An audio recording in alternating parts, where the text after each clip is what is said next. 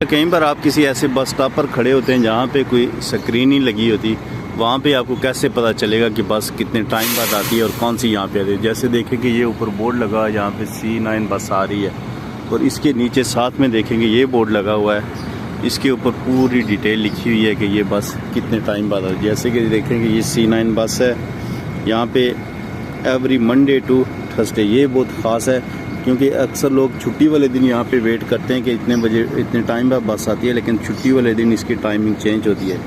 इस बस का देखें टाइम है कि मंडे टू थर्सडे 6 बजे पहली बस स्टार्ट होती है और हर 20 मिनट बाद, ऊपर देखें 9 बजे तक समझोगे ये हर 20 मिनट बाद आती है। उसके बाद में देखें फिर इसका टाइमिंग चेंज है, 9 से 12 तक हर 25 मिनट बाद आती है।